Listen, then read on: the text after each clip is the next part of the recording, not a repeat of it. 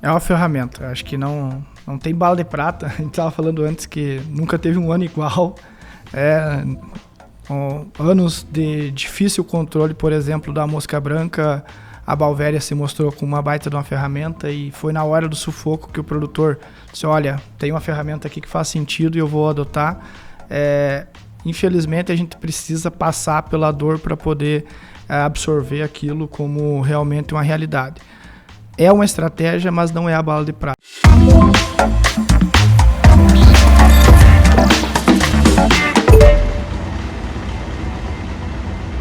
Olá, sejam muito bem-vindos e bem-vindas a mais um episódio do CultiveCast, o podcast que vai conectar você ao futuro do agronegócio. Estou mais uma vez aqui, Josi Prado, mas hoje temos um episódio especial, aliás, da série de 4 episódios que vamos ter aí somente com os anfitriões Rogério Inouye e Luiz Henrique Cassuia, que estão recebendo convidados especiais para conversar tecnicamente sobre diversos assuntos aí no agro. Antes de apresentar os nossos convidados desse episódio aqui, preciso agradecer os nossos apoiadores, as empresas que permitem que esse podcast aconteça e as demais iniciativas do Movimento Cultive Futuro, que são eles a Fibermax, a Biotrop, a Ouro Fino e a Essere. Muito obrigada, pessoal. E se você quiser saber mais dos nossos outros parceiros, é só acessar lá o nosso site cultivefuturo.com.br. Esse Cultive Futuro é com K, e aí você conhece os outros parceiros das iniciativas do Movimento Cultive Futuro e se inscreve também na nossa newsletter gratuita. Apresentando então os nossos convidados especiais, temos lá o Elias Borba, que é técnico agrícola natural do interior do Rio Grande do Sul, formado em agronomia pela UFSM, campus Frederico Westphalen, acho que é assim que fala, possui mestrado em biotecnologia com foco em fermentação de bactérias e bioprocessos. Ele atua há quase 10 anos no segmento de produção on-farm e manejo biológico, com foco na personalização de projetos para grandes grupos do agronegócio. Ele participou também da fundação da SoloBio, onde atua até hoje na área comercial como head de grandes contas, liderando o programa Constelar da empresa.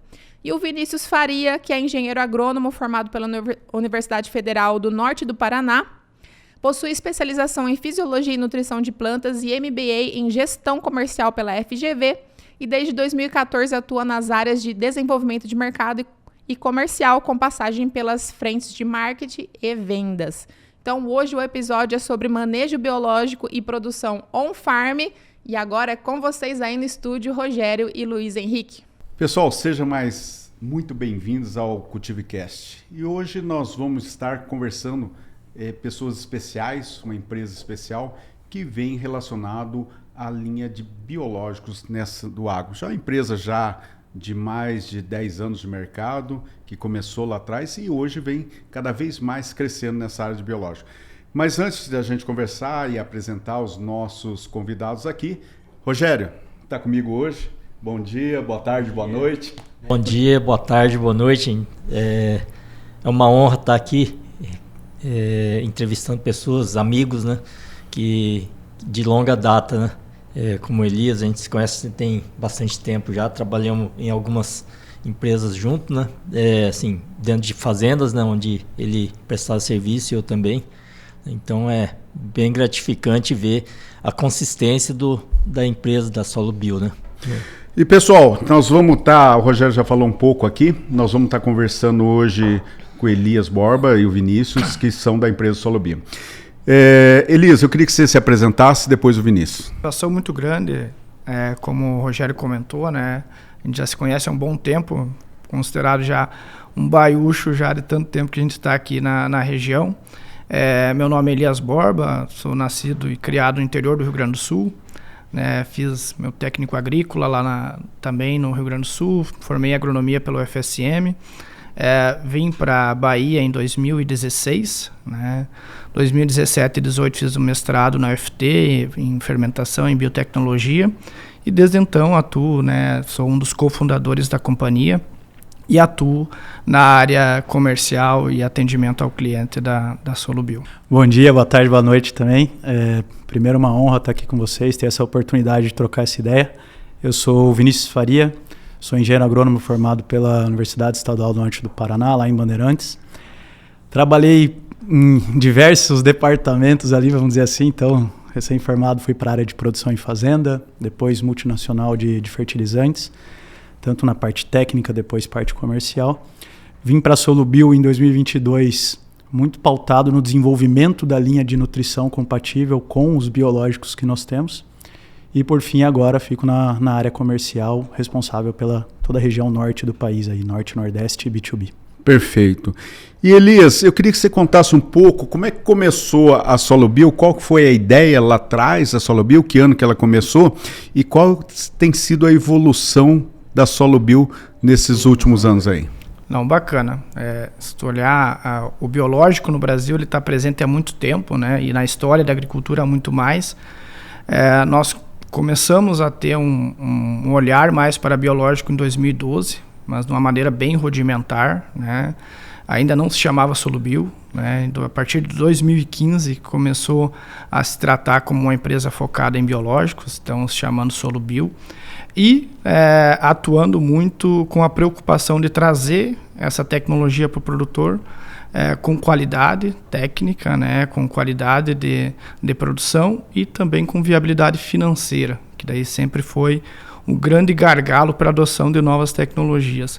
Então, a partir dali, em 2015, a gente se associou, né, buscou algumas instituições de pesquisa para poder aprimorar os nossos modelos de trabalho, de produção, on-farm, e trazer mais segurança e qualidade para o processo, saindo, né, de uma situação que era mais rudimentar, uma caixa d'água, uma multiplicação bem mais menos segura, de certa forma, e indo preferencialmente para uma produção mais com equipamentos de maior qualidade, né? Então sempre no inox, uma preocupação muito grande com contaminações e etc. Tudo que envolve o processo e sempre buscando estar ao lado das instituições de pesquisa, então Embrapa, universidades federais, para poder ter essa validação e essa construção do que a gente chama de um manejo biológico on-farm. Quando falo on-farm é porque é na fazenda, mas não é só porque está lá. É porque aquela construção é personalizada de acordo com o que o cara precisa. Então não adianta nós ter um posicionamento de um item que talvez não seja o que ele precisa ou o que poderíamos produzir, talvez, por não ter capacidade técnica no on-farm daquele item lá na fazenda. Então, construímos muito a 4 mãos todas as evoluções que o projeto teve com os clientes, né? Todos os produtores participaram muito, né? Então, pioneiros de cada região que adotaram as ferramentas, sempre puxando a orelha, dizendo, olha, tem que ir por aqui, tem que melhorar isso, assim como as instituições de pesquisa. E o que fez essa permanência da companhia na atuação e ser líder do mercado disso, foi realmente ouvir isso e retornar os problemas com soluções, com construções a 4 mãos. Então essa é um pouco da história aí da companhia. Essa linha aí, você falou muito em instituições de pesquisa, eu tive a oportunidade de conhecer num evento a doutora Rosmanerá, que trabalhou na Embrapa por muitos anos, e ela foi um grande pesquisador nessa linha de biológicos, né? E ela foi consultora, trabalhou com vocês. Como é que funciona isso aí? Ela, desde o primeiro curso de produção on-farm que a Embrapa fez em DBT, foi em 2016, se não me engano. Eu participei daquela primeira turma, inclusive. Foi uma das mentoras, de certa forma, em posicionar algumas correções necessárias para equipamento, para produção. Claro que a gente sempre teve nossa equipe interna também, mas sempre teve essa procura pela validação por quem já era referência. Então ela se aposentou da Embrapa ali há alguns anos, vai fazer 2 anos, se eu não me engano, veio para dentro da companhia, trabalhou exclusivamente conosco dentro do nosso P&D e agora ela também foi traçar novos caminhos e não está mais no nosso P&D, mas sempre teve uma grande interação entre a nossa pesquisa e a pesquisa que a doutora conduzia. Isso é muito importante, a gente vê empresas estar sempre procurando, né, através da pesquisa, melhorar a qualidade. E essa evolução que vocês tiveram hoje, Como é que funciona hoje dentro da propriedade? Eu sei que vocês têm grandes grupos já com vocês, grandes produtores, pequenos, médios e grandes, né? Já com vocês. Como é que funciona esse estabelecimento e o controle de qualidade dentro de uma propriedade de um grande grupo aí, por exemplo? Que é o ponto mais crucial hoje da ferramenta é exatamente o que tu tocou na questão da qualidade, né? Nós não conseguimos vender um produto, nós não conseguimos ser uma empresa de produto. A gente precisa ter um atendimento de várias pessoas e profissionais até de áreas diferentes dentro de uma grande companhia, ou pequeno ou médio, quando ele vem trabalhar com a produção on-farm. Então, no primeiro momento, tem que ter toda a questão física e estrutural, né? Equipamento, ambiente adequado, etc. Então, nós temos esse setor de engenharia, né? Que realmente é um setor de engenharia para poder colocar esse projeto chave na mão rodando. A partir dali, nós entramos num segundo profissional, que é um biólogo, um engenheiro de bioprocesso, alguém que venha com o conhecimento da fermentação, da produção. Cuidados de checklist, de sanitização, cuidados com a matéria-prima. Então tem sempre um profissional acompanhando todo esse processo dentro da fazenda? Cada processo, cada fase tem um profissional diferente e que ele tem uma régua diferente de mensuração do resultado dele. Então não tem como mensurar um cara que vai atender o produtor por qualidade, por nível de faturamento que o cliente tem. Então ele tem que ser mensurado, remunerado por concentração, por pureza, por menos falhas no equipamento, por exemplo. Isso quando você fala assim, essa questão da concentração, pureza no material, vocês medem isso já? O produtor mede laboratório particular, laboratório extra de fora? Como é que tem sido isso aí? Essa rede de análise e de certificação, se o processo está dando adequado, ela atinge os 3 setores, né? O laboratório na fazenda, que a gente fomenta, né, que tenha, porque aí nós temos uma certificação, uma análise corriqueira, né? Então, chegou a matéria-prima, tem que analisar, porque muitas vezes na rastreabilidade do processo não foi um erro lá no equipamento, não foi um erro, uma falha de energia ou coisa assim, pode ter sido a matéria-prima. Então tem essa primeira fase que já analisa a matéria-prima. Faz a produção, faz a análise novamente para ter a garantia da concentração, porque senão você vai levar para o campo algo que não faz sentido, né?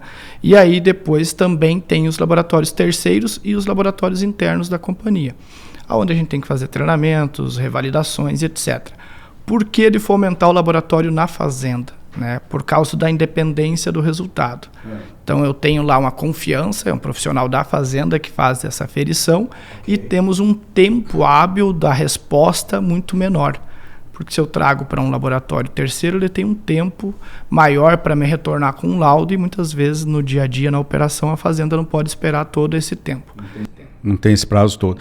E Vinícius, nessa linha aí hoje, se nós pegarmos, como é que eu diferenciaria um produtor que está começando de maneira artesanal lá na propriedade dele, às vezes ele não tem o recurso necessário, de uma empresa hoje que já tem toda essa escala, a gente consegue. Tem muita diferença de qualidade nisso aí? Então hoje quando a gente pensa na qualidade, para nós é o principal motivo do sucesso ou do insucesso do on-farm, quando a gente diz. Quando a gente fala da qualidade e prezar por essa qualidade, eu acho que está muito relacionado também à proteção dessa multiplicação. Então, se a gente pensa nos modos, vamos dizer, mais arcaicos ou menos tecnificados, aquela caixa d'água aberta, nós não temos ali um controle, né, de contaminantes, que está a céu aberto. A gente não tem barreiras físicas que eliminam essa contaminação. E, ao mesmo tempo, a gente não consegue controlar o que realmente a gente está multiplicando ali ou não, né? Então, um ponto também que é bem legal, que para complementar um pouco a explicação do Elias, por mais que o nosso time de qualidade ele não consegue quantificar na hora ali para o produtor, mas todos eles são munidos de microscópios, onde você consegue identificar se aquele micro-organismo de interesse está presente, se existe contaminação ou não. Então, não é uma mensuração quantitativa, mas qualitativa. E quando a gente vem para esse processo, o que diferencia muito dos produtores, e sendo bem transparente, está relacionado ao quê? ao quanto aquela fazenda, aquela estrutura, aquela operação está disposta a fazer o trabalho bem feito. Então hoje, quando a gente pensa e começa a mensurar os nossos clientes, os nossos maiores sucessos estão relacionados aos laboratoristas que possuem maior capricho. Então é o cara que realmente segue um processo conforme deve ser seguido, sanitização de forma adequada, com calma, né? Não é aquela correria, a gente entende ali o operacional, a correria da safra, do plantio, mas que consiga seguir esses processos de uma forma completa e a forma estruturada.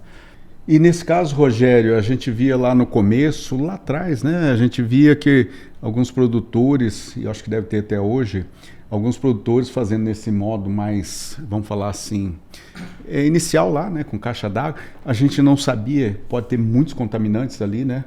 Inclusive para a saúde humana.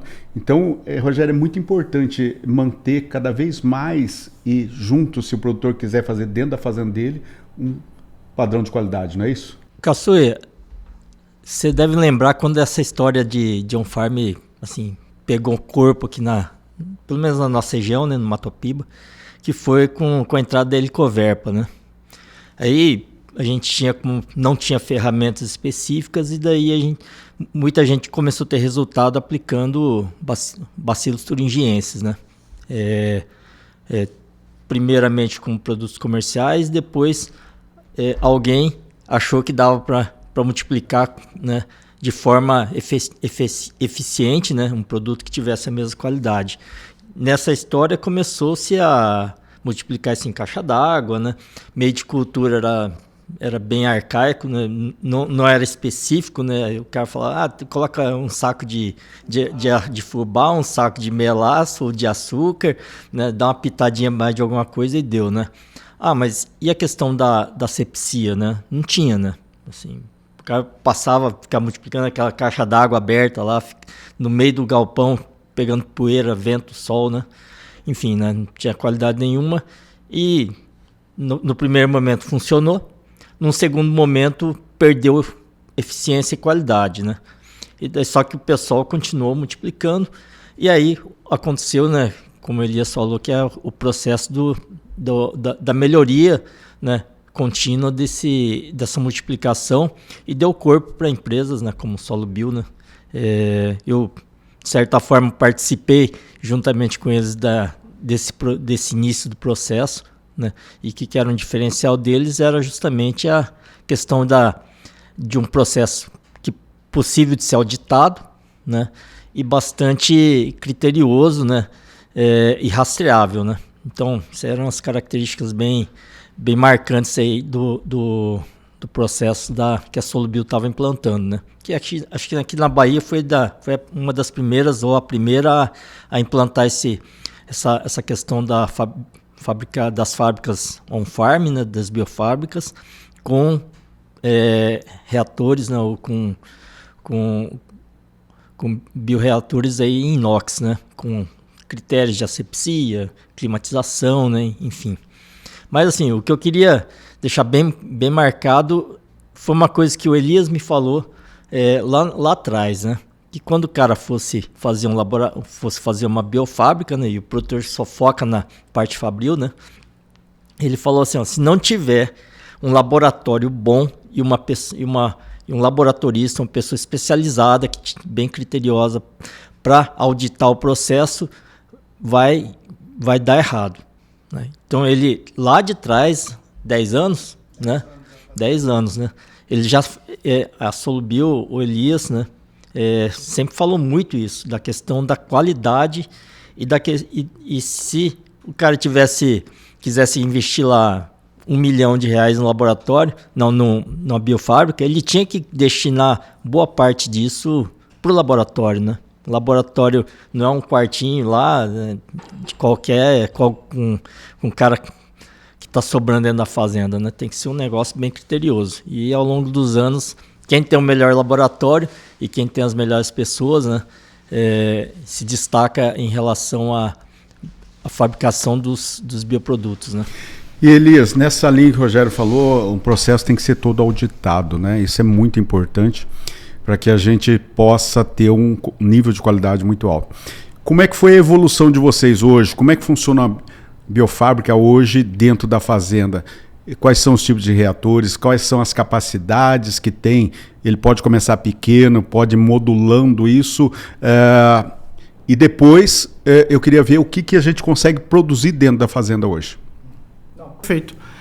A personalização é uma característica essencial para que o projeto ocorra, porque senão você faz ou um elefante branco ou algo muito pequeno para a situação do produtor. Normalmente, a base para se desenhar um projeto é a capacidade operacional que ele tem, porque uma das questões do on-farm é a baixa vida de prateleira. O tempo hábil para a utilização desse equipamento, desse produto, ele não é tão alto quanto um produto pronto, tem um shelf life lá, toda a formulação. Então eu preciso entender qual é a capacidade. O produtor tem um prazo entre fabricação e levar para o campo, isso aí? Perfeito. E é bem curto esse prazo hoje? Em torno de 15 dias, né, num ambiente refrigerado, alguns micro-organismos mais, outros menos, então tem toda uma dinâmica, até porque a diversidade de micro-organismos aumentou também no decorrer do tempo. O transporte tem que ser com câmera fria ou não precisa ser? Hoje, dependendo da operação, né, a gente adaptou aqueles tanques de leite que eram utilizados, que tem uma validade, que são os calda-prontas, né? Então ele é térmico, ele não é refrigerado, mas ele mantém a condição da calda, que está lá no ambiente refrigerado, até o momento da aplicação. A gente já tem uma grande vantagem quanto a isso, tanto operacional quanto técnica, para manter o produto viável. No desenho da estrutura, isso vai impactar bastante. Quantos hectares por dia ele consegue semear?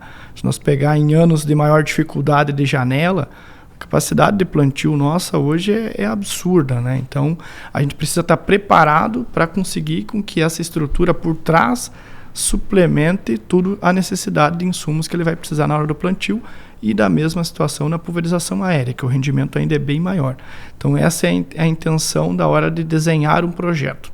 O segundo ponto é se ele tem o profissional ou se ele vai ter a capacidade de se auditar constantemente. Senão tem que ter um parceiro que vai fazer isso, ou terceiro, ou uma outra unidade que tem laboratório do mesmo produtor. Talvez várias fazendas do produtor, né? Uma tenha laboratório, as outras não.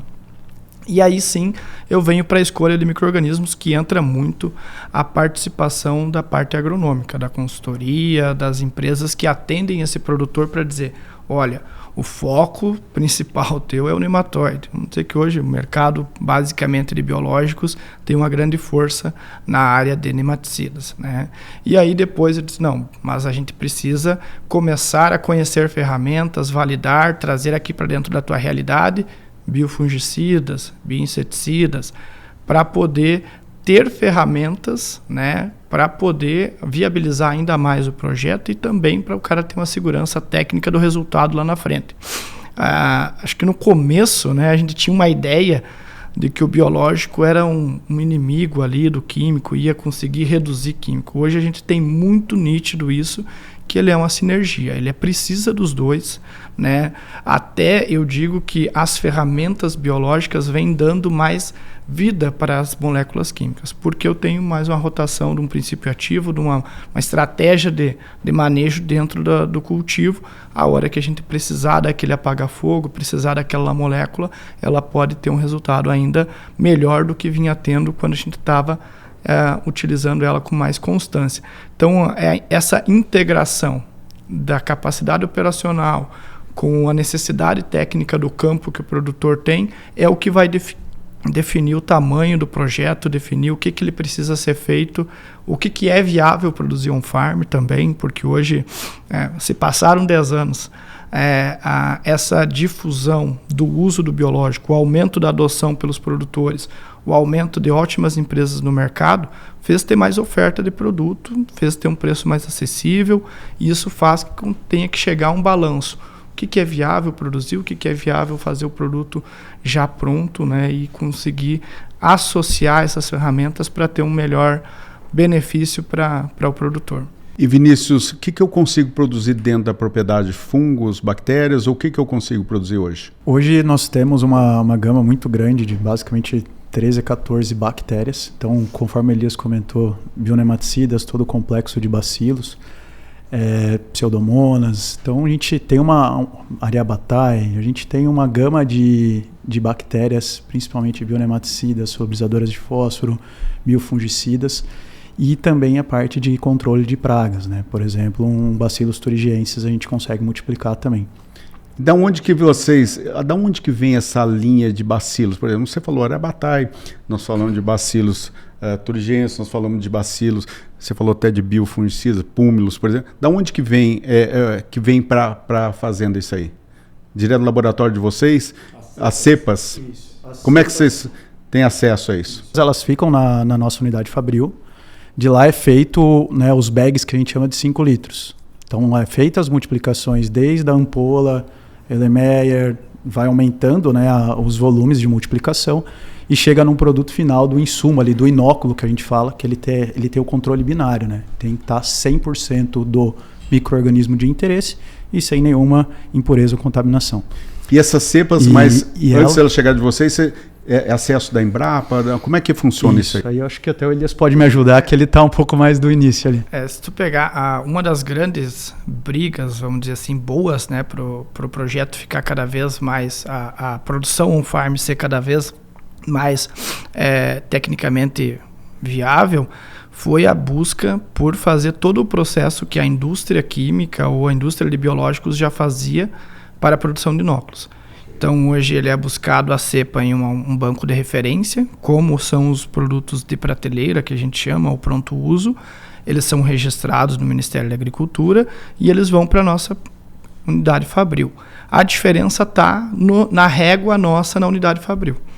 Então, lá eu não consigo liberar para o campo um produto que tenha uma presença de contaminação no inóculo. Porque senão, quando eu trouxer para a produção on-farm, eu vou ter uma desvantagem ali na produção. Então, eu tenho que ter uma régua muito mais alta naquele formulado que vem para a produção, que é a matéria-prima. Na mesma indústria fabril, a gente tem a capacidade de fazer a produção dos produtos que são de pronto uso. Então, é a mesma linha, de certa forma, que o mercado trabalha, o mesmo processo do RET, do registro, porém, na hora da produção, a gente tem uma régua diferente. Então, essa é a diferença da semente, da cepa, do inóculo, como é comumente chamado para a produção on-farm. Rogério, e nessa linha de cepas, aí como é que você tem visto no campo? Como é que está para separar uma cepa da outra? Tem uma cepa que talvez tenha uma eficiência maior aqui, nessa propriedade, ou para determinada praga ou doença. Como é que funciona isso aí, Rogério? Bom, a questão de cepas, assim, independente se são fungos ou bactérias, né, elas são mais eficientes na medida que você traz ele mais próximo do clima da região, né? Que nem a gente aqui está no oeste da Bahia, né? Numa transição de cerrado para semiárido, né? Nosso clima é um pouco diferenciado, assim como no Tocantins já é um outro clima, né? É um cerrado partindo para um bioma Amazônia, né? E Mato Grosso, né? Que é um cerrado, mas mais com clima mais chuvoso, né? Assim, mais úmido, né? Então, cada região dessa, a cepa, né? Ela vai responder de uma forma, né, Elias? Então, você vai selecionar cepas, né? E no caso dessas empresas, né, que fomentam a fabricação farm, elas são muito mais flexíveis, né? Em termos de seleção de cepas mais adaptadas, né? Então, por isso que você vê biológico, por exemplo, de prateleira, né, produtos, né, industrializados aí, tem um processo que às vezes numa região funciona, na outra não funciona, mesmo e o produto consolidado em determinada região, né? E aqui, quando você traz para cá ou para uma outra região, você tem uma inconstância, né, uma menor eficiência ou uma variação na eficiência do produto, né? E atenção, estou interrompendo esse episódio rapidinho para agradecer a um dos nossos apoiadores. Esse episódio é um oferecimento da SoloBio. Na SoloBio, acreditamos que o futuro do agro está na integração entre eficiência, inovação e responsabilidade. Por isso, desenvolvemos um ecossistema completo de soluções para a produção de bioinsumos na fazenda, com estruturas próprias, insumos rastreáveis, controle de qualidade e suporte agronômico especializado. E para complementar o manejo, também oferecemos a linha pronta para uso, Grow Now. Mais que produtos, entregamos autonomia, segurança e resultado. SoloBio, liberdade para cultivar o futuro. E Elias, consigo produzir, por exemplo, bovéria, fungos aí, e como é que separar a qualidade? Por exemplo, hoje todo mundo fala bovéria, mas será que todas as bovérias são iguais, Elias? Não, hoje tem um caminho mais fácil, que é pegar uma cepa de referência, e aí tem o caminho da bioprospecção, né? Quanto à viabilidade da produção de fungos on-farm, ela existe, né? Hoje já se produz Balvéria, Isária. Há dificuldades em produção de, por exemplo, tricoderma, é algo bem complexo e eu acho que nem vale até o esforço de tentar. E buscando se aperfeiçoar mais itens de fungos, porque realmente eles têm um apelo maior para a utilização. As cepas, a gente conhece uma analogia fácil de poder entender, que são as variedades de soja. Nós temos ali a informação genética. O micro-organismo é a mesma questão. Eu tenho a informação genética dele. Agora ele vai expressar dependendo do ambiente que ele for exposto. Assim como a cultivar, né? Se eu tiver tudo corrigido na química, na física, no manejo, a minha produtividade é excelente. Quando eu vou para uma bactéria ou para qualquer micro-organismo que eu quero ter um efeito pontual ou sistêmico no meu manejo, ele também vai precisar de uma condição ambiental para expressar o resultado. Então, essa questão do posicionamento do biológico, né, no manejo, ela é um dos grandes avanços que a gente precisa ter agora nesse momento. Quem consegue posicionar de maneira mais adequada. E nessa linha hoje, por exemplo, assim, eu tenho o UFC lá. A gente vê que uma quantidade de UFC, quando você fala em biofábricas, eu tenho que inundar o sistema. Então são volumes maiores, comparado que às vezes a indústria tem uma quantidade menor por hectare, com a mesma concentração talvez de UFC. Qual que é a diferença hoje em relação ao que a gente está vendo, um padrão indústria com um padrão que a gente consegue fazer on-farm hoje? Das grandes vantagens do on-farm é a logística, né, que a gente elimina do meio do caminho. Então eu possibilito ter maiores doses, né, maior aplicação ali por hectare. Mas isso não significa que é o crucial, né, somente o UFC. A gente criou esse padrão de análise, porque tem metodologias conhecidas para analisar o produto através da UFC. Ou até mesmo de esporos, até mesmo de estruturas de resistências que podem dar até mais significado no resultado lá no campo, por causa da condição que o produto está aplicado. Porém, esses metabólitos secundários, que até agora a própria indústria vem posicionando como micro-organismos de segunda, terceira geração, eles já estão presentes ali na fermentação dentro da fazenda, que a gente tem essa vantagem, vamos dizer assim, esse plus de quando ele é aplicado no campo. Um passo importante que a gente vai precisar ainda muito é a validação. Como eu mensuro esses metabólitos, qual metabólito eu devo posicionar para qual efeito eu quero. Então é essa evolução que a gente ainda tem um caminho a percorrer no posicionamento dos produtos. Mas eu sim tenho uma vantagem relacionada principalmente à logística quando eu tenho a produção on-farm.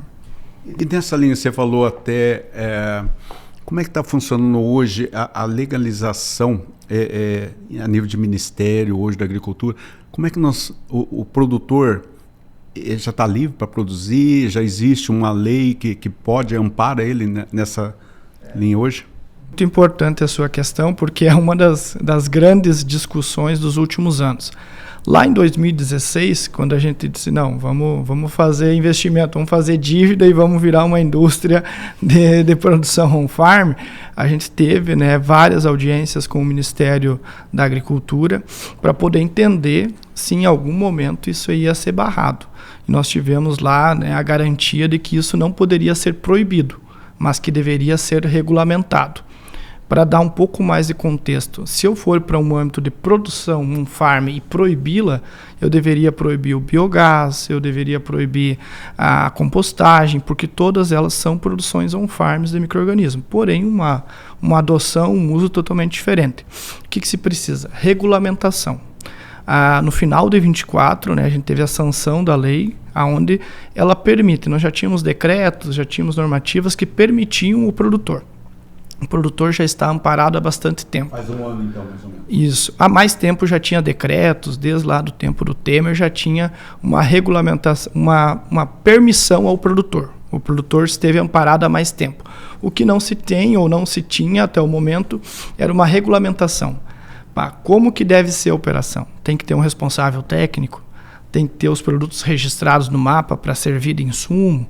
Essas questões agora estão na parte de regulamentação. A lei foi sancionada e eu venho criando, vem se trabalhando lá várias frentes para poder trazer a regulamentação de critérios. Qual é a concentração mínima?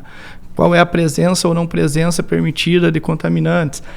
Dando dados e indicadores para trazer uma segurança maior e o poder ter a fiscalização, que aí sim vai se caber ou a um órgão municipal ou estadual fazer essa certificação de que o produtor está fazendo on-farm, mas está fazendo de maneira adequada. A intenção é que seja muito simples para o produtor, tá? Então, quem que vai ser fiscalizado normalmente é a indústria. Lá como é a produção de semente, por exemplo, tem um anexo lá que você diz, eu quero fazer meu campo de semente aqui na minha fazenda, a empresa que vai me fornecer o material é esse. A produção farm tende a ir para um caminho assim, o produtor vai se cadastrar lá no portal do mapa, etc. Eu sou o produtor, faço um farm com tal empresa, tais cepas, tais micro-organismos, esses produtos têm que estar registrados, e aí ele consiga ter essa garantia de que está seguindo o processo. Claro, isso aqui é uma visão minha, não é algo que ainda é uma lei, mas eu imagino como deveria ser. E nessa linha, Elias, Vinícius e Rogério, a gente fala muito em ESG hoje, agricultura regenerativa, né? Acabamos de ter a COP30 aí agora, né? E isso aí, algumas empresas ou grandes grupos dando um prazo até 2030, às vezes só de usar biológico, que eu acho muito difícil, né? Porque existem algumas pragas nos sistemas, algumas doenças no sistema que não são tão fáceis. Porém, é uma meta, né? Que a gente tem que ir cada vez mais. E nessa linha hoje, vocês têm trabalhado bastante, porque agricultura regenerativa, todo mundo fala, mas na minha opinião, pouca gente faz efetivamente. Como é que nós estamos caminhando para isso, Elias? E demais, tá? Pergunta para os demais. Começar aqui, hoje, na minha visão, o 360 da regenerativa, da agricultura regenerativa, ele é muito mais amplo do que só o uso do biológico. Primeiro, como que eu trago viabilidade econômica para executar uma agricultura regenerativa? Porque hoje eu preciso fazer palhada, mas isso tem um custo. O que a palhada me dá de retorno? É o veranico que ela segura, é a melhor eficiência do biológico no solo que eu uso, porque o ambiente ficou melhor. Então eu tenho esse sistema todo a ser pensado e aonde cada empresa consegue pontualmente ajudar. E o sonho, o que traria maior viabilidade seria a certificação disso. Então a gente está em busca de fechar esse processo para ter uma certificação e o produtor no final consiga ter um produto diferenciado para uma comercialização. A partir desse bônus, por ele produzir e pensar em todo o sistema, aí sim eu acredito que a gente vai existir uma agricultura regenerativa, porque aí nós vamos ter sustentabilidade e dentro da sustentabilidade tem o pilar econômico que é essencial. Se eu não trouxer o benefício do plus no pagamento do produto ou a garantia de que eu realmente vou trazer mais produtividade, fica difícil a implementação. Mas hoje já se entende que é uma estratégia de curto, médio e longo prazo que precisa ser implementada. O como que a gente vai ir no andar da carruagem ajeitando ali as ferramentas e como que cada um pode contribuir. Essa é a minha visão, não sei se... eu acho que ele bateu a carteira de todo mundo aqui. A palavra-chave acho que é a integração dos vários processos que nós temos para essa agricultura regenerativa, né? Então o biológico sim, ele é muito importante, mas quando a gente pensa numa palhada, principalmente as áreas de cerrado, né, muito quente, pluviosidade baixa é cada vez mais importante. Uma prova disso é quando a gente olha ali, né, o histórico do SESB, dos ganhadores, geralmente são pessoas que fazem ali a rotação de cultura há muito tempo, usam biológico há muito tempo, fazem uma nutrição adequada, não só o nitrogênio, o fósforo e o potássio ali, mas eu vejo que é o conjunto de todas essas ações. Frente ao incentivo, é disparado o que a gente mais escuta quando a gente vai na ponta conversar com o produtor. E ele fala justamente isso, ele fala, cara, é lindo, é legal, eu entendo os benefícios indiretos que eu tenho, mas hoje ainda eu enxergo como um custo a mais que eu não ganho a mais por isso, né? A gente vê algumas ações, Caçuia, sendo tomadas, então até semana retrasada estava rodando e parece que está saindo algumas linhas de financiamento com juros um pouco menores para produtores que usam, né, algumas ferramentas da agricultura regenerativa, mas a minha visão hoje para a gente conseguir incentivar, aplacar e motivar mesmo é ter esse prêmio, não sei aqui, guardadas as proporções, mas talvez algo intermediário entre o convencional e o orgânico, né, porque o orgânico sim, você consegue agregar o valor no produto final ali tudo, mas algo parecido com isso, eu vejo que é a maior motivação para a gente conseguir gerar isso. E aí, Rogério? Bom, ano passado eu tive uma reunião com uma determinada empresa, né, uma trader, que ofereceu ao produtor, né, e ele acatou, pegar uma área e desenvolver uma agricultura regenerativa, né. E daí eu fui discutir com ele, né, com o pessoal das empresas lá, o que é o critério para implantar uma área lá, 1.200 hectares, né, é bastante, né, de agricultura regenerativa, né. E daí eu perguntei, mas tá, o que vocês querem que a gente faça? Ah, não, é usar inoculante? Eu já faço. Rotação de cultura? Já faço. Aplicação de produtos biológicos em suco? Já faço. Né? Então o que falta? Não, é o que você faz. Né? Então, o critério da agricultura regenerativa, às vezes a gente tem que perguntar para quem está nos cobrando o que é o critério, né? Ah, é utilizar um biofungicida, é usar um baculovírus, é usar um mitigador de estresse de origem vegetal ou de origem biológica, né, que existem.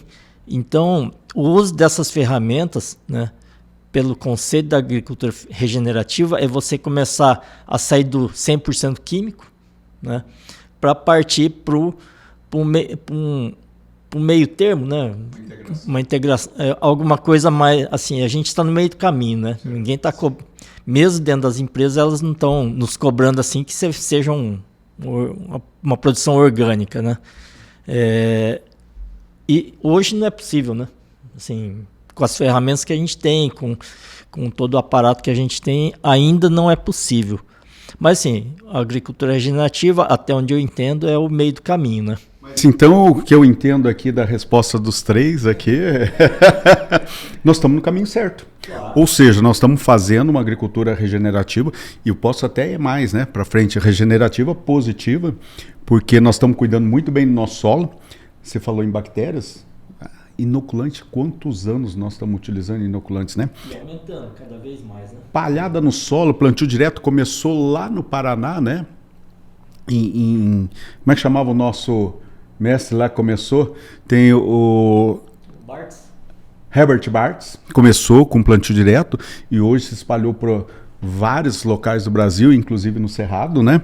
E a gente está utilizando agora, os últimos anos, aumentando essa linha de biológico. Então, essa linha regenerativa é importante o nosso público ouvir, porque muitas das vezes, Elias, o pessoal que às vezes não está ligado à agricultura, não está vendo todo esse trabalho que nós, produtores, que nós técnicos, estamos fazendo hoje em prol para segurar toda essa agricultura e produzir de cada vez mais sustentável, Elias? Acho que ferramentas a gente tem e já são utilizadas. A intenção é como a gente extrai muito mais de cada uma delas, para não ser só um efeito bordão, né? Eu faço agricultura regenerativa, não, mas eu extraio benefícios de fazer isso. E eu tenho total consciência e certeza que tem muitos benefícios.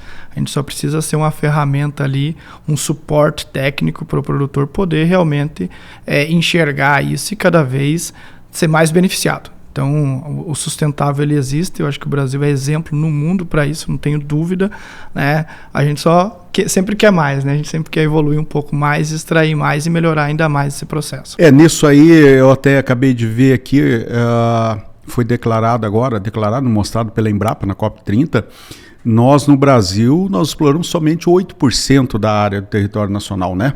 A gente já sabia, eu já tinha visto isso em algumas outras, mas foi mostrado agora, né? Então, você vê que o Brasil é extremamente sustentável. Nós estamos cada vez... E é o país que mais preserva no mundo. Nós temos mata, nós temos as reservas, nós temos matas beirando os rios, então... as APPs, então tudo isso faz com que a gente consiga ser extremamente sustentável, né? Agora, acho que esse é um passo muito importante, Caçuê, a gente começar a mostrar isso, né?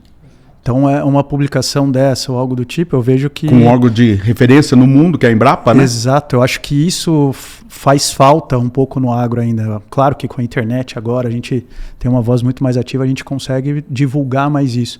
Mas eu vejo que esse é um ponto muito importante, porque muitas vezes a gente escuta, putz, não é minha realidade, acaba deixando de lado.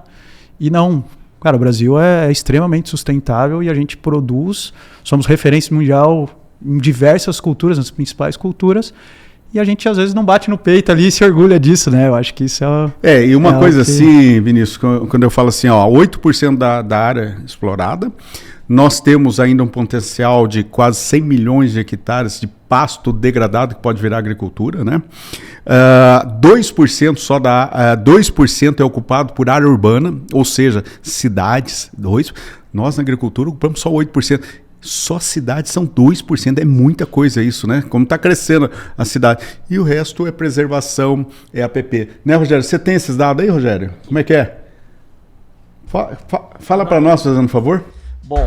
Bom, a gente tem aqui, no último estudo da Embrapa Territorial, né, feito por sensoriamento remoto, por imagem satélite, a gente tem aqui, para uso agropecuário, 31%. Né, e para uso, são áreas destinadas à proteção ambiental, seja APP, reservas, etc., praticamente 66%. Né, e outros usos em torno de 3%, né? Que daí entra inclusive a área das cidades, né? E dentro dessa área dos 31%, do nosso 1/3 aí, só menos de 11%, né? 10,8% para ser exato, são ocupadas por lavouras, né? Então, mesmo com a expansão, né, a gente plantando lá milhões de hectares aí, expandindo nos últimos 10 anos, mesmo assim a gente ainda não chegou nem a 11%. Então, isso é importante, Rogério, a gente mostrar. Nós falamos plantio direto. Então, assim, nós estamos produzindo, nós somos o maior produtor de soja do mundo, né? O maior exportador de algodão do mundo. De citros, nós somos o maior do mundo. E assim, estamos produzindo com qualidade, que é uma agricultura que a gente fala sustentável, né? E, Rogério, perguntas para os nossos convidados. Bom, a gente fala muito de rastreabilidade, né? A gente vai chegar num ponto, Elias, onde tudo que a gente aplica vai ser rastreável também, mesmo pensando em químicos, né, que já são, assim como os biológicos, também a gente vai ter que partir para essa rastreabilidade. Acho que hoje a gente tem os pedacinhos do caminho, só precisa juntar, né? Tem muita informação, na verdade a gente só precisa juntar e poder trabalhar ela. Até quando, né, se comentava da interferência do clima no posicionamento do micro-organismo, a gente vem usando e tem que buscar novamente lá no solo quem se adaptou para poder trazer de novo. As questões, por exemplo, metagenômica, que seria do solo, uma das possibilidades de nós ter mais informação para entender para onde que está indo esses insumos, e fechar essa cadeia. Eu trouxe de lá, eu estudei, eu fiz um inóculo isolado que conheço as eficiências dele, mas como que ficou o histórico dele, né? O que ele virou nesse solo? Ele recolonizou, ele acabou? Então essa informação que a gente está buscando, que é o DNA do solo, que ainda não se sabe muito interpretar, né? Mas já se tem ferramentas para isso. Acredito que a IA pode nos ajudar, né? Porque é uma base de dados muito grande, com pouca capacidade de processamento, a IA vai nos ajudar a interpretar melhor, isso ali na frente. Então, hoje a gente está muito numa fase de coletar informações e tem muitas informações. E aproveitando essa sua deixa aí, Elias, nós até comentamos num dos episódios nossos sobre análise metagenômica, e é importante frisar isso. A análise metagenômica, nós estamos descobrindo o DNA do solo. Ou seja, a quantidade de micro-organismos, tanto benéficos quanto maléficos, nós temos no solo. E aí, quando eu falo micro-organismo aí que nós temos fungos, nós temos bactérias, né, que estão... E vocês já têm conseguido, por exemplo, eu faço uma análise metagenômica hoje, eu tenho uma quantidade de fungos que eu coloquei, que eu tenho no solo naturalmente, e eu quero inundar mais alguns. Por exemplo, vou falar, o Rogério falou de Bradyrhizobia, fixação de nitrogênio. Bacillus megatherium, por exemplo, que é solubilizador de fósforo. Nós temos alguns solubilizadores de fósforo, Arabatae, solubilizador de potássio, fora outros. Isso aí, a gente já consegue mensurar ou quantificar se eu joguei no solo, está melhorando isso aí, Elias? Eu já consigo fazer isso aí? É um negócio binário, sim ou não, é possível, né? Presença ou ausência já é muito nítido. A questão hoje que ainda... Mas já consigo ver se teve uma melhora no solo. Exato. O principal caminho, na minha opinião, aí é uma opinião minha, da interpretação dessa análise, poxa, eu vou pegar a minha área de melhor produtividade e a minha área que eu tenho mais a trabalhar. Qual é a vida presente na de melhor produtividade? Claro, eu já conheço todos os outros fatores que eu fiz naquela área. Correção física, química, rotação, tempo, né? O aniversário da área também conta muito. Mas quem é que está presente naquela área de alta produtividade? Com certeza, né, na maioria das análises, mostra que tem uma diferença muito grande da diversidade. E aí entra um dos grandes fatores para poder trazer uma melhor interpretação da análise de solo, que é uma camada a mais, que é o DNA metagenômico. Nisso aí eu até citei em uns eventos nossos aí, nós medimos isso aí uma vez, Elias. Então, por exemplo, aonde que nós não produzimos? Nós estávamos produzindo relativamente baixo. Aí nós vimos que nós tínhamos 2.500, 2.200 indivíduos, mais ou menos. No Cerrado tinha 3.000 e poucos indivíduos. No Cerrado, que é onde que não se mexe, vai se manter essa população, teoricamente, porque ela oscila muito pouco. Mas onde nós estávamos produzindo mais, ou áreas de alta produtividade, né, Rogério? Nós vimos que tinha mais de 6.000 indivíduos, 6.600 indivíduos aproximadamente. Ou seja, aonde nós estamos trabalhando melhor o solo, estamos melhorando a atividade microbiana do solo, nós estamos incrementando matéria orgânica, nós estamos fazendo agricultura regenerativa, ou seja, nós estamos sequestrando mais carbono e produzindo mais. Então, áreas mais produtivas, aonde que o produtor consegue ter um maior teto de produtividade, ele está sequestrando mais carbono e está melhorando a vida desse solo. É isso, Elias? Perfeito. É uma questão agora até para deixar um pensamento no ar, né? A gente sempre almeja que nós temos que ter a população da área nativa. De certa forma, eu até discordo. Nós temos um sistema na área nativa, que é o cerrado, que está lá pré-estabelecido. Ao passar dos anos, nós íamos cultivando a área e nós criamos um novo sistema naquela área. Quais são os micro-organismos necessários para esse novo sistema que a gente criou? Que a gente pode melhorar. Que a gente pode melhorar. Porque aquela condição de solo, clima, raízes, culturas é totalmente diferente da nativa para a área de lavoura. Então, eu preciso buscar de novo na minha área de lavoura micro-organismos que estejam bem adaptados. É importante, sim, a bioprospecção, novas plantas, características pontuais, mas a gente precisa focar mais também em entender melhor quem sobrevive ao nosso sistema que a gente fez de cultivo. E mais adaptável para aquela região que ele está, para aquela propriedade, isso é fundamental, né? Com certeza. Assim, um sonho a se almejar, nós ficar nessa personalização de portfólio. Né? Trabalhar para isso. Pergunta para os três agora. Eu vou começar pelo Rogério. Biológicos, né? A gente fala de biológico e às vezes quando começamos lá atrás, a gente falava um bacillus, por exemplo, que ajudava para nematóide. Então, coloquei um, melhorou. Aí depois foi vindo algumas misturas, dupla, tripla, quádrupla, quíntupla, algumas misturas. Esses dias cheguei a ver uma aí, o cara me falando tem 17. Rogério, 1 mais 1 é 2? Nem sempre, né, Caçulinha? Às vezes 1 mais 1 igual a 2, às vezes 1 mais 1 igual a 3 e às vezes 1 mais 1 igual a 0, né? Ou pior, né? Negativo, né? Então, a associação de micro-organismos, ela deve ser medida, né? A gente tem que ter uma métrica disso.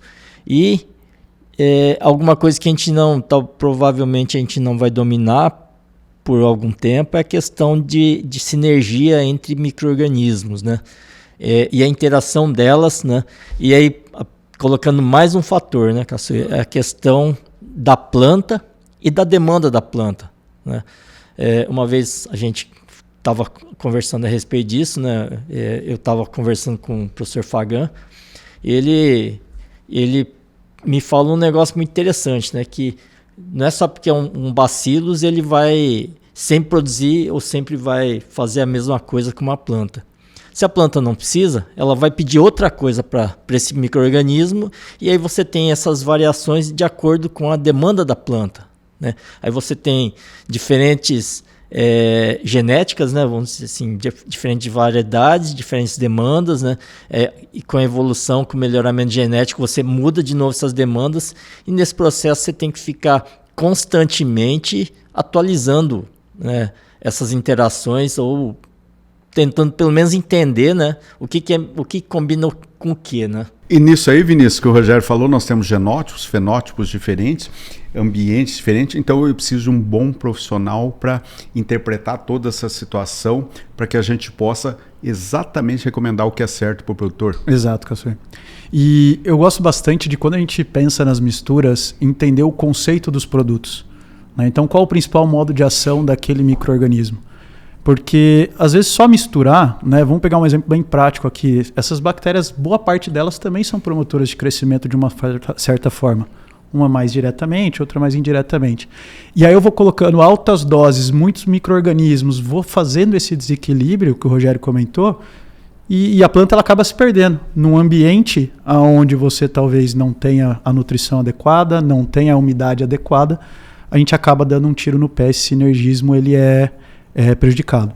Então, Elias, eu tenho que tomar muito cuidado nessa linha, porque, como foi bem dito aqui, tanto pelo Rogério quanto pelo Vinícius, que algumas bactérias, alguns fungos, eu tenho produção até hormonal, e às vezes se expressar de maneira até exagerada, e alguns, dependendo da combinação que eu estou fazendo, que pode ser, em vez de aumentar a produtividade, diminuir a produtividade do produtor, é isso? Muito bacana, acho que essa pergunta ela é ampla, mas é muito essencial, Caçulinha. Nós fizemos vamos dizer assim, um hemograma ali do solo, né? Vocês têm estudos nisso aí? A gente analisou 12 meses. Cada mês a gente tirou uma análise de metagenômica daquela área, num pivô central. E o que tinha sido cultivado nesse pivô? Soja, milho. Soja, milho. Então, qual que era? Nós queríamos saber a interação do manejo como um todo na vida do solo. Nós temos uma interação que ela vai variar a população do solo pelo momento da cultura, né? Na parte reprodutiva, mais exudatos, a gente tem uma maior associação de micro-organismos na planta, porque é o momento que, como o Rogério bem disse, a planta está mais suscetível àquilo. Eu tive num evento do Andreotti esse ano e ele chegou a ser mais criterioso. Nós achamos que é nós quem escolhemos qual o micro-organismo que a planta vai associar. É ela quem escolhe. O Bradyrhizobium, né, é exemplo nítido disso. É ela que coordena o processo. É ela que atrai, é ela que associa, que nutre para poder ter o benefício. Então, nos demais micro-organismos, a tendência também é que seja isso. O que ela precisa daquele solo que está lá disponível, o máximo que a gente pode fazer é deixar lá disponível.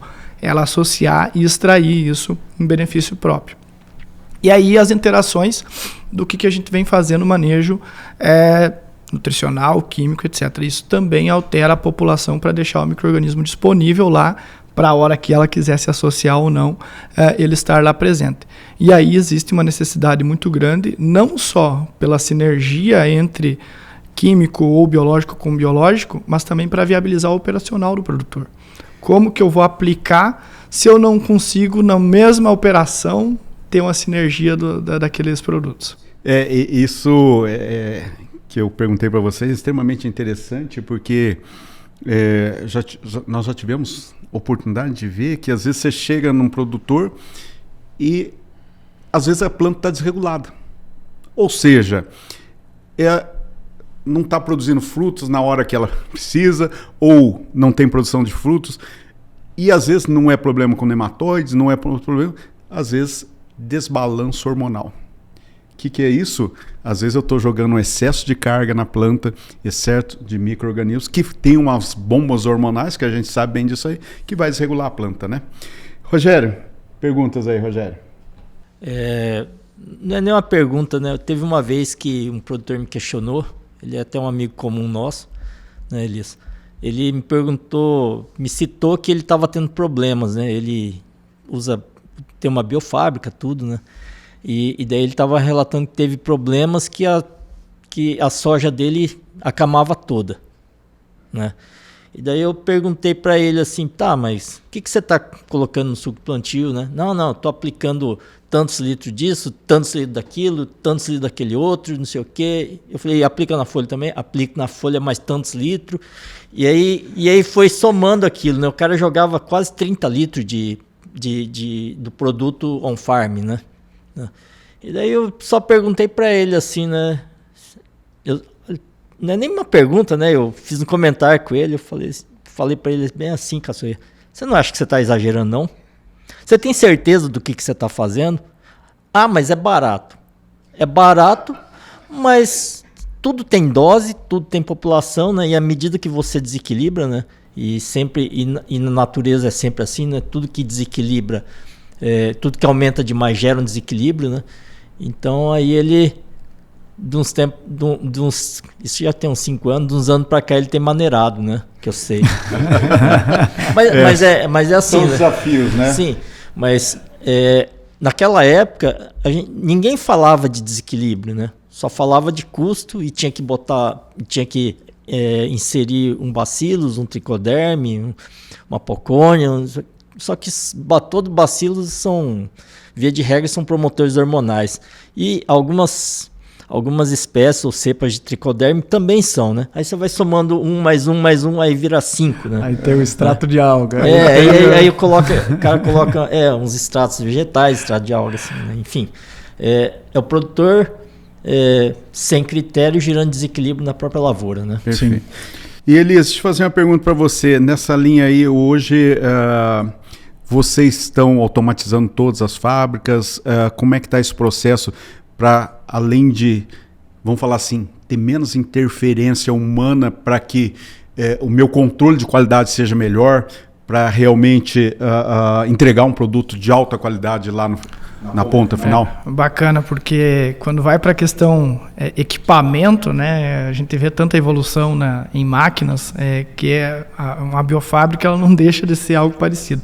A primeira versão, se tu botar do lado da última hoje, não dá para comparar. Sempre tem que se ter um cuidado muito grande com, né, o custo-benefício. Quando eu trago muita automação ou muitos periféricos, que a gente chama, por exemplo, seria ideal trabalhar com vapor. Como é que eu vou trabalhar com vapor e caldeira dentro de uma fazenda? Eu trago outras questões mais preocupantes de execução. Então a gente sempre busca esse benefício, né, custo-benefício entre o que é executável e o que é realmente uma melhoria. Então sistemas de aeração melhoraram muito, né, com o passar do tempo. Então a gente veio lá do tubo Venturi, foi para compressor radial, onde a gente busca extrair o máximo daquela aeração para poder trazer maior capacidade da produção daquele processo. Hoje a gente tem versões que são totalmente automatizadas, mas aí nós temos que entender se a fazenda tem uma capacidade de operacionalizar aquilo. Tem ferramental, tem toda essa questão da automação disponível, porém tem que entender qual é o momento e qual é a realidade que aquilo se aplica. Porque senão, em vez de eu trazer um benefício, eu trago um problemão para dentro da fazenda. Deixa eu perguntar uma coisa para o Elias, né? A gente falou muito do processo da porta da biofábrica para dentro, né? Então você entra com produto inóculos de qualidade, meio de cultura de qualidade, você vai ter um processo, né, que visa a qualidade, que seja auditável, que seja rastreável, né? Hora que esse produto pronto, de qualidade, sai da biofábrica e vai para o campo, né? Eu queria que você detalhasse aí os cuidados que se deve ter com ele, né? Porque assim, eu vejo o produtor colocando em IBC e deixando o dia inteiro lá, né? Faz um on-farm, bota em IBC, né? Pronto, tá tudo bem, né? Mas como é que fica a sobrevida, a sobrevivência, a manutenção das UFCs dentro de um produto desse e os cuidados que se deve ter? É muito fácil explicar para o produtor, para convencer ele a adotar uma estratégia de operacional melhor. Você gastou tempo, energia e dinheiro para produzir X. E aí, por questões de horas ou por causa de um equipamento ali, você vai acabar perdendo 10, 15% desse dinheiro investido por não ter um cuidado. Então, como a gente já havia comentado antes, existe o cuidado da compatibilidade, né? Eu não posso misturar esse micro-organismo que eu tive a felicidade de produzir muito bem com algo que vai eliminá-lo e eu não consigo levar para o campo. Existe a questão operacional, então eu preciso ter um transporte adequado ou para a realidade dele operacional adequada, né? Então, hoje, a maioria das biofábricas já vem sendo feitas ao pé da aplicação do avião, para eu nem ter que ter o transporte. Eu venho com cauda pronta, que é um tanque inox lá, que ele tem a capacidade da refrigeração para poder levar lá na frente de plantio. O operacional tem que bater, porque se eu tiver que parar a plantadeira para abastecer ou entupir um bico, o cara já quer excomungar, né? Então, precisa ter um operacional que seja rápido, ágil e eficiente. Então tem que ter um engate rápido, tem que ter uma motobomba para fazer esse abastecimento e que o operacional dele não seja atrapalhado de certa forma.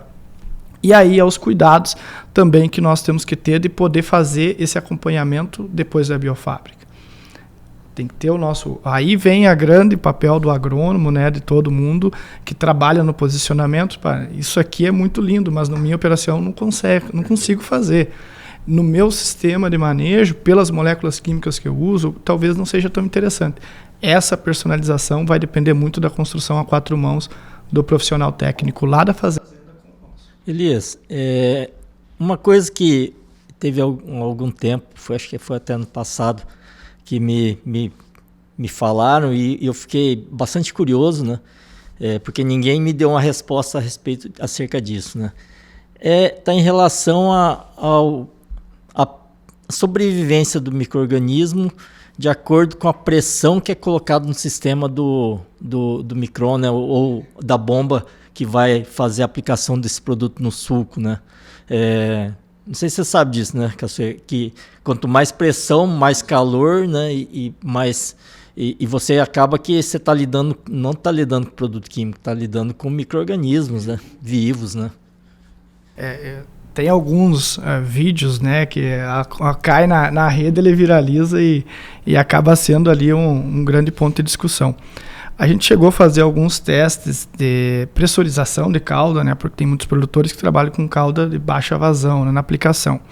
A gente não encontrou uma pressão que fosse capaz de eliminar o micro-organismo por causa da limitação dos equipamentos. Eu acredito que tenha, sim, uma pressão que vai eliminar uma célula, porque uma célula ela pode ali extravasar o centro dela através de uma pressão muito alta. Mas a gente não encontrou em nenhum equipamento de aplicação terrestre ou ali de jato dirigido a capacidade dele exercer tamanha pressão no sistema para fazer essa eliminação. Vai me faltar os dados, mas eu vou buscar e vou trazer essa resposta aí, então, de exatos de pressões que é capaz. Isso deve ter alguma relação, né, Elias? Porque houve uma migração, né, uma evolução dos equipamentos de aplicação, por exemplo, dos já dirigidos, né, para aplicação em sulco, mudando o sistema de bomba e calibre das mangueiras, né? Antigamente a gente trabalhava com bomba centrífuga, né? Trabalhava com bomba centrífuga, elétrica, hidráulica, né? Enfim, né? Onde você tem o atrito direto, né? Então ele tem um rotor, então aquilo vai arremessar o micro-organismo, né?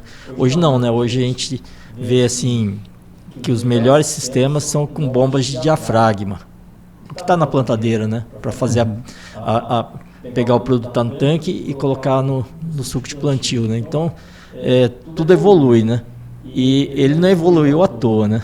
Exato. Essa migração desse sistema, né? Então acredito que tem algum fator, né, relacionado ao sistema de pressurização, né? Sim, é um cuidado a mais que precisa ter. Perfeito. Deixa eu fazer umas perguntas agora. Vinícius, o que está virando commodity? O que é diferencial hoje? Ixi, essa é a grande pergunta. Caçuí, hoje quando a gente pensa nas commodities, aí, os principais micro-organismos utilizados, inoculantes, tricoderma, Beauveria, Metarrhizium, Bacillus subtilis, amiloliquefáceos, acho que são os principais ali, né?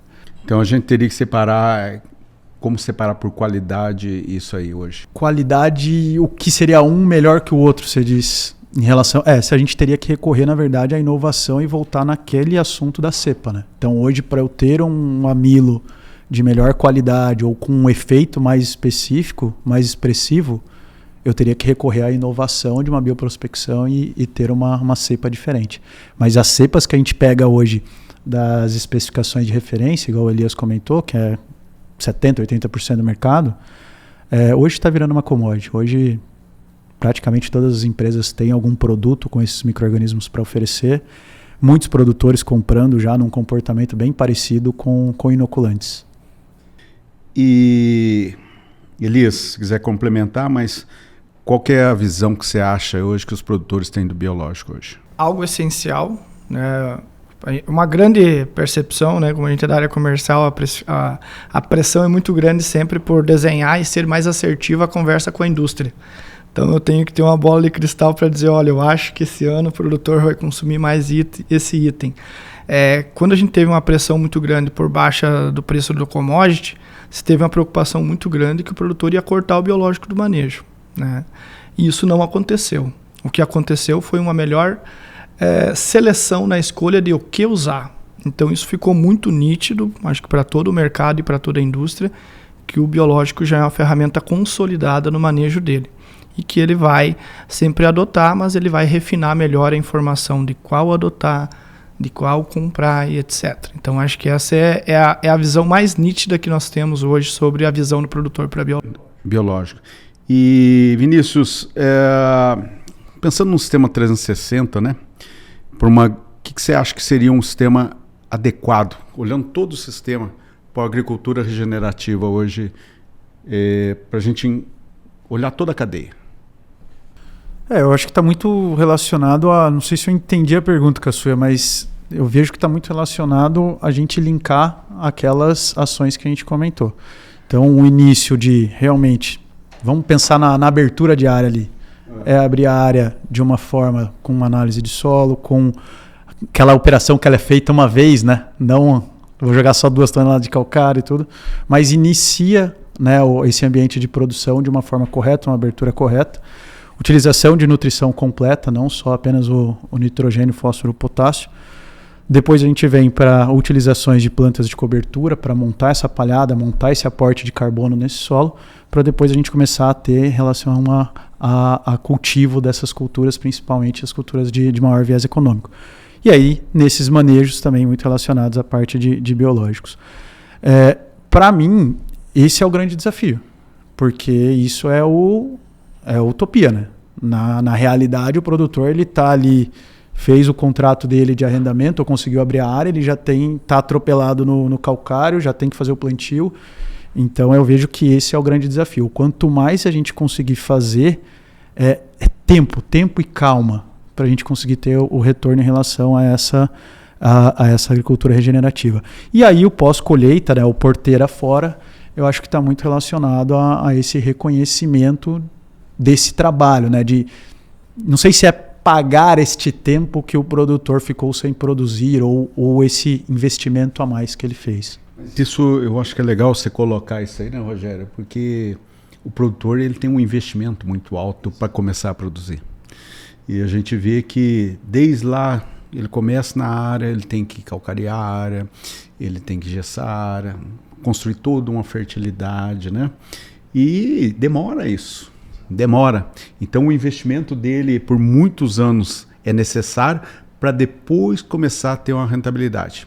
Então, eu acho que esse é fundamental. Eu falo bastante o calcário, né? Então, a gente aprende na faculdade que o calcário ele vai começar a ter o efeito 3 meses após a aplicação e incorporação, né? Perfeito. E nós estamos ali terminando de fazer o calcário já. E nós estamos na indústria céu aberto. Exato. Elias, biológico como estratégia de manejo.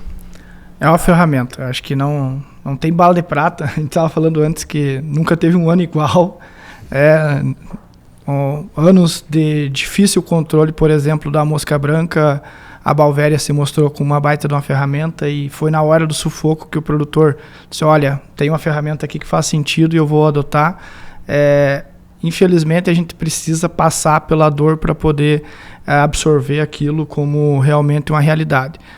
É uma estratégia, mas não é a bala de prata. Acho que tem que ser muito bem pensado, discutido, posicionado para poder entender como que eu melhor real investido retorno, né?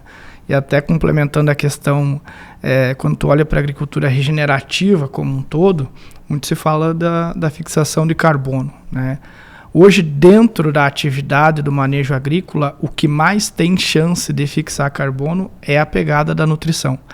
Então, se eu tiver ferramentas que vão poder melhorar a conversão, talvez nem seja a redução de dose, mas melhorar a conversão da nossa nutrição, como é o fósforo, o potássio, a gente vai poder entregar mais na fixação de carbono e contribuir mais para a agricultura regenerativa. Perfeito. E desafios e oportunidades do modelo on-farm hoje, Elias? Acho que selecionar melhor as ferramentas que vão ser adotadas no modelo on-farm, né, o que tem viabilidade tanto técnica quanto econômica. Hoje já atuamos assim, a maneira mais híbrida, né? Tipo, isso aqui compensa no mercado, isso aqui compensa produzir. Conhecimento do produtor tem que estar incluído em todo o processo, não pode ser algo receita de bolo, não existe isso. Tem que ter uma interação com a equipe técnica, com todo o levantamento de informação que o produtor tem da própria área para poder definir o que faz sentido e não, principalmente operacional, porque a técnica vai continuar brigando com o operacional. E aí tem uma grande vantagem que a gente enxerga, que é a transferência de tecnologia, como a gente comentou, que é muito mais rápida quando é no processo on-farm. Se for no processo tradicional do mercado, a gente tende a demorar mais a ter acesso.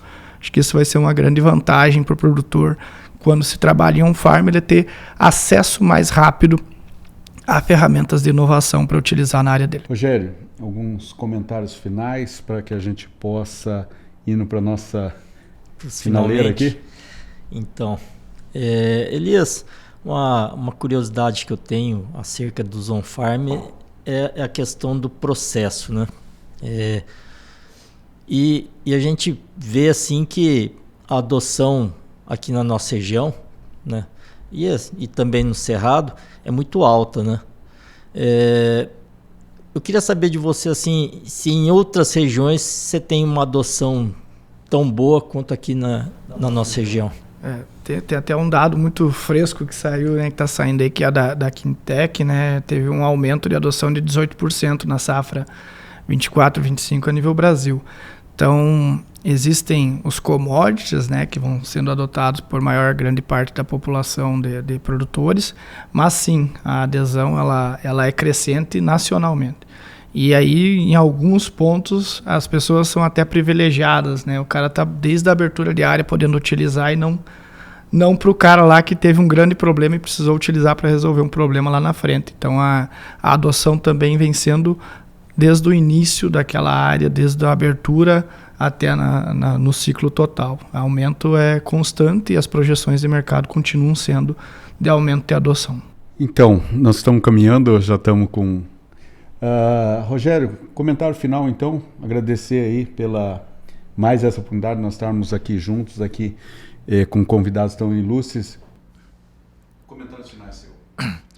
Bom, Caçoeira, a gente está num processo de transição, né, onde a gente tem que experimentar e consolidar o uso de ferramentas biológicas dentro do nosso sistema produtivo, né? Seja ele através de produtos, através de empresas que fabricam, né, assim como você já partiram para esse processo também, assim como para alguns determinados micro-organismos você trabalhar a biofábrica lá on-farm, né?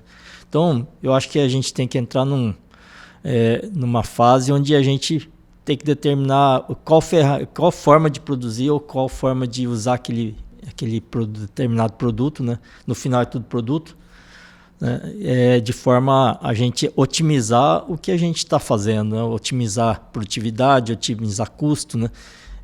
Melhorar a sustentabilidade e também a gente dá mais visibilidade, né, das práticas sustentáveis que a gente tem adotado e aumentado ao longo dos anos, né? Perfeito. E Vinícius, agradecer aí, um prazer enorme vocês estarem aqui conosco, tá? E eu queria que você deixasse como comentários finais a importância disso que o Rogério falou, nessa agricultura sustentável, mas com rentabilidade. Exato, eu que agradeço a oportunidade, Caçu. Então, a gente vê que o CultiveCast aqui é uma ferramenta onde a gente consegue trazer, igual eu comentei, né? A gente às vezes não fala o quanto o Brasil é sustentável na produção, e para nós também ali na Solubio, a gente às vezes fica comentando, a gente precisa divulgar mais a realidade do on-farm, né? Para realmente quebrar alguns mitos. E o CultiveCast abriu a porta para nós aí e é uma experiência muito legal da gente trocar. Mas a principal mensagem, eu vejo que o biológico ele é uma das principais ferramentas dessa agricultura regenerativa. Não vejo ela acontecendo sem a utilização dos biológicos. Dentro disso, o on-farm é uma ferramenta onde ele pode auxiliar tanto na parte da sustentabilidade quanto da rentabilidade do produtor, mas com qualidade, com processos, com cuidado, com mensuração. Então, acho que esse é o que a gente deixa de alerta aqui. Então, vamos fazer um farm? Vamos fazer um farm. Tenha ciência de que vai demandar energia, gasto de energia, vai dar trabalho, vai. Mas você vai colher sustentabilidade, rentabilidade e vai ter uma ferramenta de qualidade para contribuir com essa agricultura regenerativa. Perfeito. E Elias, seus comentários finais aí, nessa linha que nós conversamos demais hoje aqui, dessa importância dos biológicos para a agricultura brasileira, não só brasileira como mundial. E o que a Solubio projeto para o futuro aí? Não, mais uma vez, acho que reforçar as palavras do Vinícius, né? Agradecer. Estou direto na estrada, então o CultiveCast está sempre ali sendo uma maneira de consumir. Aí o pessoal aí tem que estar acessando o CultiveCast aí. Então é uma maneira bacana da gente poder trazer informação, trazer pontos a serem discutidos. A gente não precisa concordar com tudo nem discordar de tudo, mas pelo menos ouvir e entender e ver o que se encaixa em cada realidade, né? Quanto à Solubio, né, a companhia ela segue firme no propósito, no modelo de negócio do on-farm. Entendemos que precisamos também participar do mercado de produtos prontos por estratégias operacionais ou financeiras do produtor. A gente tende a aumentar o portfólio e a participação com ferramentas de maior relevância dentro do on-farm, porque é a nossa alma, né, o que nos fez ser quem a gente é e que é quem vai nos levar onde a gente almeja e continuar sendo o líder do mercado de produção on-farm e ampliar cada vez mais a participação. Então, agradeço aí mais uma vez a conversa, né, principalmente aí pela longa data, já que a gente se conhece e tem interações. Então, pessoal, agradecer demais. Nós tivemos aqui um episódio extremamente interessante e é aquilo que o próprio Elias falou, né? A gente tem que buscar e levar informações para o produtor, para o agrônomo, para o gerente de fazenda, para o consultor, para o estudante, que sejam relevantes. E aí, logicamente, nós vamos você filtrar aquilo que realmente para a sua realidade. Então é importante a gente estar cada vez mais engajado nisso. Espero que vocês tenham gostado desse episódio. Foi um grande prazer estar aqui com vocês e esperamos até a próxima. Obrigado.